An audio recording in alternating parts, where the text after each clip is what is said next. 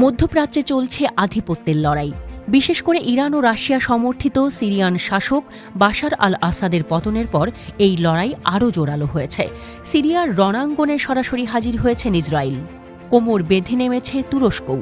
Syria তুর্কি সীমান্তে ঘাঁটি গাড়া কুর্দি যোদ্ধাদের আগে থেকেই নিজেদের মহাশত্রু মানেন নেটো জোটের অন্যতম সদস্য দেশ তুরস্ক। এরদোয়ান তাদের বিরুদ্ধে রীতিমতো যুদ্ধ ঘোষণা করেছেন। বাশারের পতনের পরই এরদোয়ান ঘোষণা করেছেন, কুর্দি যোদ্ধারা যদি অস্ত্র ফেলে আত্মসমর্পণ না করে তবে তুরস্কের সেনাবাহিনী তাদের সিরিয়ার মাটিতেই পুঁতে ফেলবে। এরদোয়ানের এই ঘোষণার পর নড়ে চড়ে বসেছে ইসরায়েল ও তাদের মিত্র যুক্তরাষ্ট্র। কারণ কুর্দি যোদ্ধাদের একটা অংশকে সরাসরি সমর্থন দিয়ে থাকে যুক্তরাষ্ট্র। সাম্প্রতিক সময়ে ইসরায়েলও কুর্দি যোদ্ধাদের ঘনিষ্ঠ হচ্ছে, সেই সাথে এই কুর্দিদের শত্রু হিসেবে বিবেচনা করে ইরান। রাজনৈতিক নীতিতে তুরস্ক আর ইরান দুই মেরুতে দাঁড়িয়ে থাকলেও বাশার আল আসাদের পতন তাদের আবার এক বিন্দুতে এনে দাঁড় করিয়েছে। কুর্দি দমনের বেলায় তেহরান ও আঙ্কারার একমত হতে কোনো বাধা নেই। এবার তেমন ঘটনাই ঘটছে। ইরানের সাথেই হাত মিলিয়েছে নেটোভুক্ত দেশ তুরস্ক। এবার তুরস্কের গোয়েন্দা প্রধান ইব্রাহিম কালিন তেহরানে ইরানের গোয়েন্দা প্রধানের সাথে দেখা করেছেন।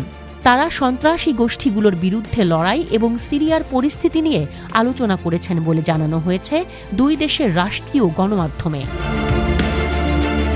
কালিন ইরানের গোয়েন্দা মন্ত্রী ইসমাইল খাতিবের পাশাপাশি নিরাপত্তা প্রধান আলী আকবর আহমাদিয়ানের সাথে সাক্ষাৎ করেছেন। সুপ্রিম ন্যাশনাল সিকিউরিটি কাউন্সিলের সচিবের সাথেও তার কথা হয়েছে। তারা সন্ত্রাসী সংগঠন, বিশেষ করে কুর্দি পিকেকে যোদ্ধা এবং আইএসের বিরুদ্ধে লড়াই, সাধারণ হুমকি, সিরিয়ার পরিস্থিতি, গাজা যুদ্ধবিরতি এবং ফিলিস্তিনি ইস্যু নিয়ে আলোচনা করেছেন। সিরিয়ার দীর্ঘস্থায়ী গৃহযুদ্ধে দুটি দেশ বিপরীত দিকে ছিল।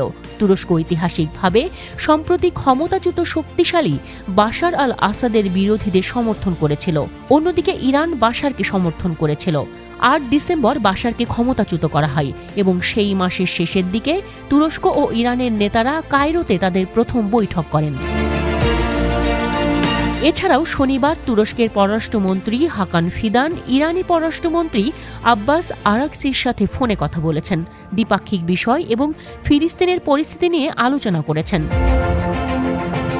তুরস্ক ইরানের এমন ঘনিষ্ঠ আচরণ ইসরায়েলকে যেমন চিন্তায় ফেলেছে, তেমনি যুক্তরাষ্ট্রের জন্য মাথা ব্যথার কারণ হয়ে দাঁড়িয়েছে। নেটোভুক্ত দেশ হওয়ায় চাইলেই তুরস্কের বিরুদ্ধে নিষেধাজ্ঞার মতো কোনো কঠোর পদক্ষেপ নিতে পারছে না যুক্তরাষ্ট্র।